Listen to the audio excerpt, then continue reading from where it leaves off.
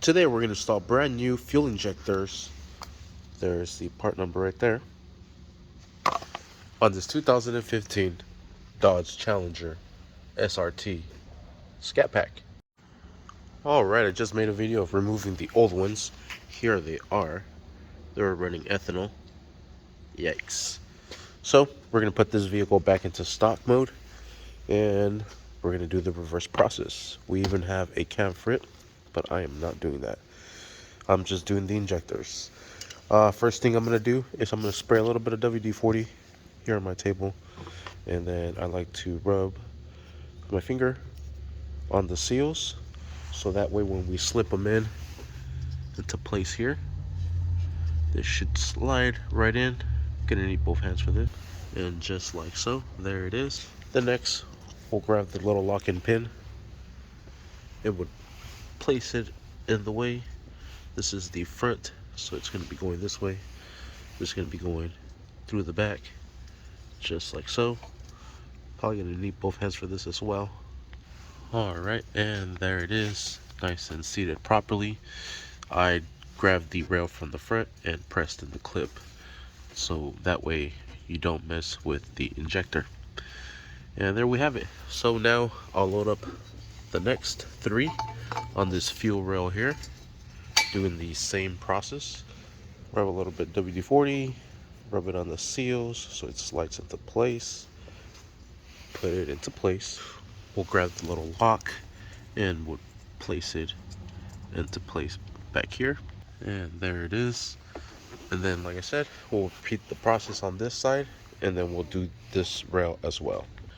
Alright, so on this secondary fuel rail here, we're going to put them in like this, facing the bolt holes where it mounts. This is going to come right on top, just like so. Just like on this one here. So the same process, slip it in, put in the little lock pin, and then we'll set the fuel rails into place. Alright, and there we have it. Everything is set.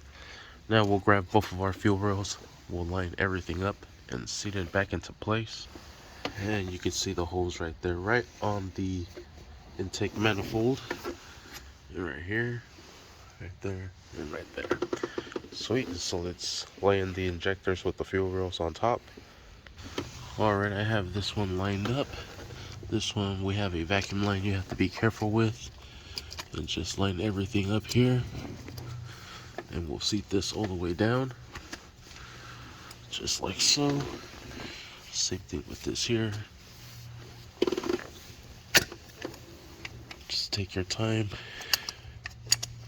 Make sure everything is seated properly. There it goes. Cool. We connect this back into place. There's a little clip that goes back here. We'll connect the fuel line to it as well. Just line up this little clip and clip it into place just like so. We'll grab the bolts that hold on to the fuel rails. These will be 14mm wrenches, and we'll put all of them into place. 1, 2, 3, and 4. And we'll secure these down, like I said, with a 14mm wrench. And I'm gonna just hand tighten as much as I could to help me out. And then I'll do it with the wrench. And then just work these down with that 14mm. Alright, and we came to a stop here. We'll bolt this one down. Alright, and we'll secure this down. It is plastic, so do not over tighten it. All it is just to keep the fuel rail and the injectors into place. Perfect. Now we'll do the other side. And you know what, since we're already here and we're at it, let's just connect the fuel injectors. Clip them down, secure the tab. This one has the tab broken. Same thing with this one.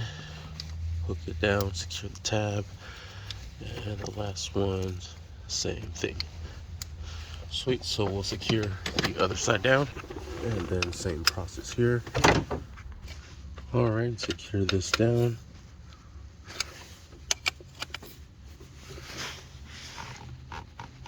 Not too tight again, it is plastic. Sweet. Let's connect the fuel injectors on this side as well. And then the same process. Bring them down, secure that clip, and do the same thing for the rest of the injectors. Alright, and there we have it. And that is how we install the OEM injectors. Put these covers back on.